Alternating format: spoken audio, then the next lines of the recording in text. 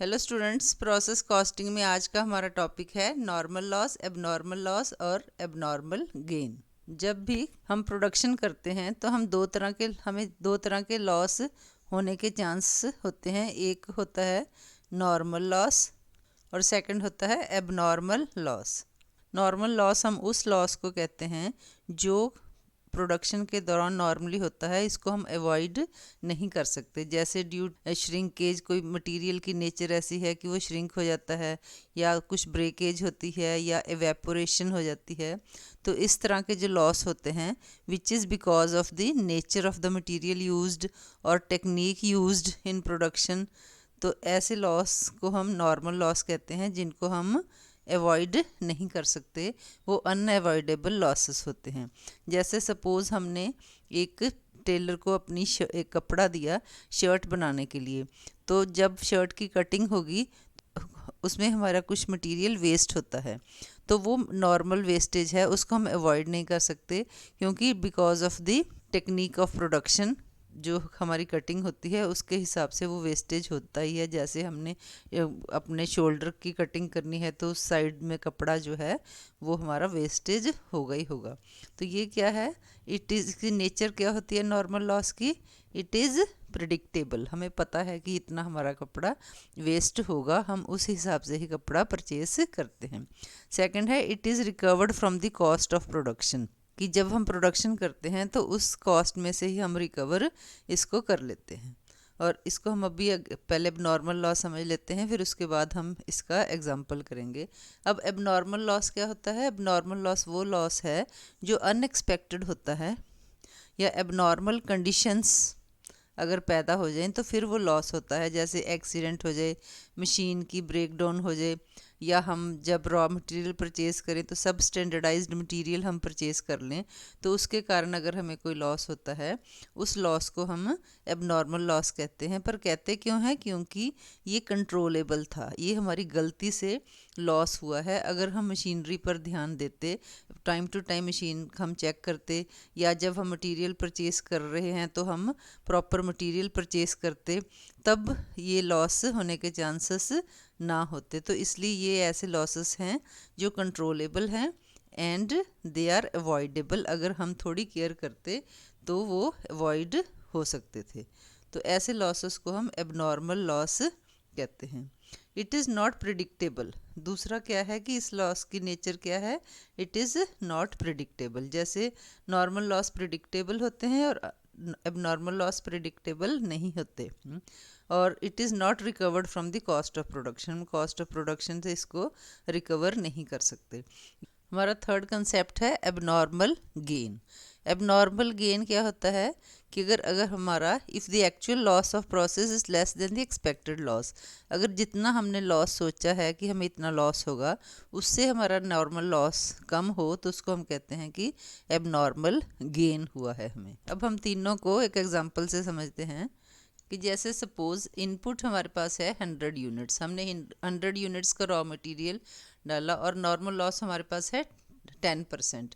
तो 1000 का 10% हमारे पास है 100 यूनिट्स, तो नॉर्मल लॉस कितना हो गया? 100 यूनिट्स। तो अब हमारी प्रोडक्शन कितनी होगी? 1000 हमारी इनपुट थी, नॉर्मल लॉस हमारे पास है 100 यूनिट्स, और 900 यूनिट्स हमारा क्या हो गया? आउटपुट। तो ये हमारा है नॉर्मल लॉस 10%। अब सेकंड एग्जांपल है अब नॉर्मल लॉस का। इनपुट फिर हमारे पास है 1000 यूनिट्स और नॉर्मल लॉस 10% है। 1000 का भी हमने कैलकुलेट किया था, 1000 का 10% 100, और हमारी आउटपुट कितनी होनी चाहिए? 900 यूनिट्स। पर एक्चुअली हमारी आउटपुट कितनी है? एक्चुअली हमारी आउटपुट है 870 यूनिट्स। तो फिर 900 में से जब हम 870 लेस कर देंगे तो हमारे पास क्या आ जाएगा? 30। तो 30 हमारा क्या हो जाएगा? ये हमारा हो जाएगा एबनॉर्मल लॉस, क्योंकि वैसे हमारी 900 यूनिट्स होनी चाहिए लेकिन हमारी आउटपुट है 870। तो 30 यूनिट्स क्या है हमारी? ये एबनॉर्मल लॉस है, जो हमारी abnormal loss due to some abnormal reason हमें हुआ है। थर्ड है एबनॉर्मल गेन। इस क्वेश्चन में कैसे है कि इनपुट हमारे पास है 1000 यूनिट्स, नॉर्मल लॉस तो होगा ही होगा क्योंकि हम उसको अवॉइड नहीं कर सकते, तो ये हमारे पास होगी, ये हमारी नॉर्मल आउटपुट हमारे पास इतनी होनी चाहिए, लेकिन हमारी आउटपुट कितनी है 940 यूनिट्स, तो होनी चाहिए थी 900, होगी हमारे पास 940, तो जो ये 40 यूनिट्स है ये क्या है एबनॉर्मल गेन, कि एबनॉर्मल गेन हुआ जो हमने सोचा नहीं था, लेकिन हमारा वो एबनॉर्मल गेन हो गया हमें, तो हमारी आउटपुट कितनी होगी 940 यूनिट्स। ये हमारे पास प्रोसेस अकाउंट है, तो अब नॉर्मल लॉस और एबनॉर्मल लॉस को प्रोसेस अकाउंट में कैसे ट्रीट करते हैं वो हम इस एग्जांपल से समझेंगे। 50 units were introduced into a process at A cost of ₹50, तो मटेरियल कितने का है 50 यूनिट्स का मटेरियल है, टू मटेरियल 50 यूनिट्स है और प्राइस भी ₹50 है। Additional expenditure by the process is ₹32, to additional expenditure, debit side का एक्सपेंडिचर है तो डेबिट साइड में आएगा ₹32। नेक्स्ट क्या लिखा है, of the units introduced 10% were normally spoiled, तो 50 का 10% कितना हो जाएगा 5, तो नॉर्मल लॉस कितना है 5 यूनिट्स का। एंट्री क्या होती है normal loss account debit to process account, तो यहाँ पर आ जाएगा बाई नॉर्मल लॉस, तो ये है 5 यूनिट्स। आगे लिखा है कि दिस पॉजेस ए स्क्रैप 0.20, मतलब 20 पैसे स्क्रैप है, तो 5 को 0.20 से हम मल्टीप्लाई कर देंगे, 5 multiply by 0.20 is equal to 1, तो ₹1 जो है हमें स्क्रैप में मिला है फॉर 5 यूनिट्स। नेक्स्ट क्या लिखा है, owing to the accident only 40 units were introduced, कोई एक्सीडेंट हो गया प्रोडक्शन के दौरान, तो हमारी यूनिट्स तो होनी चाहिए 45, 50 में से जब हम नॉर्मल लॉस लेस कर दें, पर हमारी यूनिट्स प्रोड्यूस हुई सिर्फ 40 यूनिट्स, तो यहाँ पर हम जब लिख देंगे बाई आउटपुट, या अगर ज़्यादा प्रोसेस हैं तो ट्रांसफ़र टू नेक्स्ट प्रोसेस, तो ये हमारी हैं यूनिट्स 40। अब हमारी इधर टोटल यूनिट्स कितनी हैं 50 यूनिट्स हैं, तो यहाँ भी हमारी यूनिट्स कितनी होनी चाहिए टोटल 50 होने चाहिए, पर हमारा टोटल कितना बन रहा है 45 यूनिट्स, तो बाकी हमारा क्या हो जाएगा बाई एबनॉर्मल लॉस, 5 यूनिट्स हमारी एबनॉर्मल लॉस की हैं। तो अब ये एबनॉर्मल लॉस की हम कॉस्ट कैसे कैलकुलेट करेंगे, तो इस कॉस्ट को कैलकुलेट करने का क्या तरीका होता है, इसकी हम पहले टोटल कर लेंगे। ये हमारे पास है 82 में से नॉर्मल, इसका फॉर्मूला होता है normal of normal output over normal output into abnormal loss units.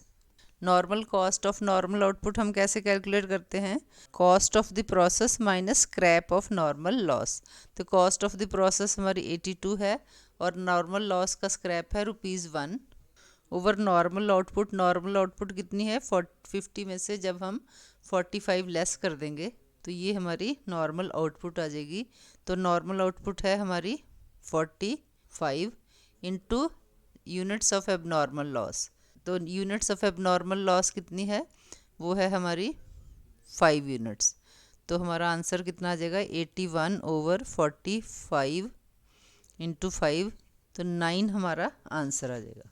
तो यहाँ हम 9 लिख देंगे, यहाँ हमने टोटल 82 ही लिखना है, तो बाकी हमारा क्या हो जाएगा 72 रुपीज़ हमारी हो जाएगी आउटपुट की कॉस्ट। तो इस तरह हम एबनॉर्मल लॉस और नॉर्मल लॉस की ट्रीटमेंट करते हैं in the process account. Abnormal gain का भी एक एग्जांपल कर लेते हैं कि प्रोसेस अकाउंट में एबनॉर्मल गेन को हम कैसे ट्रीट करते हैं। तो ये क्वेश्चन है 600 units were introduced into a process at A cost of ₹20, तो इसमें मटेरियल कितना है, मटेरियल है 600 यूनिट्स हैं, 20 रेट है, तो ये हमारा हो जाएगा 12,000। एडिशनल एक्सपेंडिचर है ₹600, 20% are normally spoiled in the manufacturing, तो 20% नॉर्मली स्पॉइल्ड है, तो नॉर्मल लॉस हमारा है 20%, तो ये कैसे कैलकुलेट होगा 600 यूनिट्स हैं, इसका हम 20% कैलकुलेट कर देंगे, तो ये हमारा हो जाएगा 120 यूनिट्स। तो 120 यूनिट्स है। दीज प्रोसेस स्क्रैप, इसकी स्क्रैप वैल्यू है ₹3। तो 120 को हम 3 से मल्टीप्लाई कर देंगे तो हमारी स्क्रैप वैल्यू आ जाएगी ₹360। 500 units were completed and transferred to next process. तो हमारी आउटपुट कितनी आई है 500 यूनिट्स।